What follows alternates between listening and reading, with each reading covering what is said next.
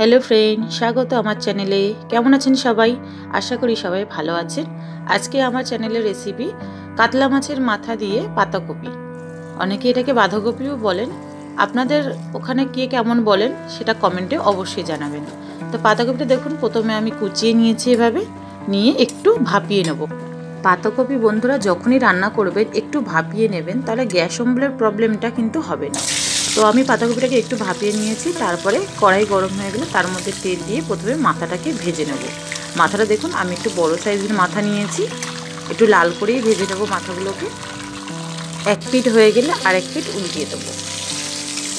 बंधुरा आमार चैनेले नतून हয়ে থাকেন आमार चैनेलटाके सबस्क्राइब करे बेल आइकनटा अवश्यई प्रेस करे देবেন যাতে नतून नतून भिडियोर नोटिफिकेशन सबार आगे आपनादेर काছে पौঁছে যায়। माथाटा भाजा हয়ে গেলে একটা বাটিতে তুলে নিয়ে সেই তেলের মধ্যে আমি দিয়ে দেব একটা শুকনো লঙ্কা, একটা তেজপাতা আর এক চামচ মতো গোটা জিরে। তার মধ্যে দিয়ে দেব একটা মিডিয়াম সাইজের পেঁয়াজ, একটু কুচি করে দিয়ে দেব।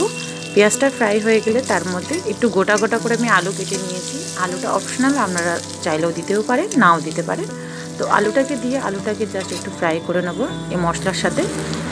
এরপরে দিয়ে দেব এক চামচ মতো আদা কুচি। আদা কুচিটাও একটু ভালো করে ভেজে নিতে হবে বন্ধুরা। একটা মিডিয়াম সাইজের টমেটো কুচিও দিয়ে দেব। টমেটোটা যাতে নরম হয়ে যায় তাড়াতাড়ি তার জন্য এক চামচ মতো নুন দিয়ে দেব। কালারের জন্য দিয়ে দেব হলুদ, হাফ টিস্পুন জিরে গুঁড়ো, হাফ টিস্পুন ধনে গুঁড়ো দিয়ে ভালো করে মশলাটাকে আরও কিছুক্ষণ একটু ভেজে নেব। জাস্ট 1 মিনিট মতন একটু নাড়াচাড়া দিয়ে তার মধ্যে দিয়ে দেবো আগে থেকে ভেজে রাখা মাথাটা। মশলার সাথে কষালে মাথার ভেতরে মশলাগুলো ভালোভাবে ঢুকে যাবে, তাহলে একটা আঁশটে গন্ধ ছাড়বে না। আপনারাও চেষ্টা করবেন মশলার সঙ্গে মাথাটাকে ভালোভাবে ভেজে নিতে। আমি মাথাটা একটু ভেঙে নিয়েছি কারণ মাথাটা যথেষ্ট বড় ছিল।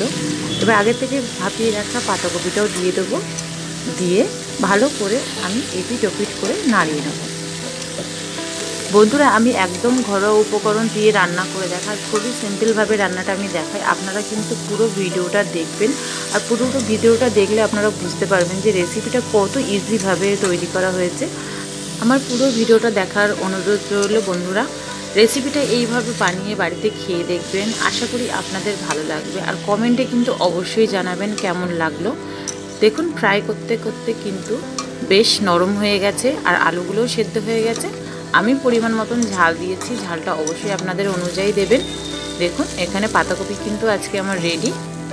মাছের মাথা দিয়ে এরকম বাঁধাকপি হলে কিন্তু গরম ভাতের সাথে বন্ধুরা আর কিচ্ছু লাগবে না।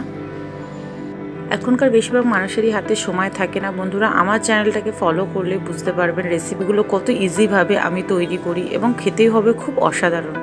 দেখা হবে বন্ধুরা।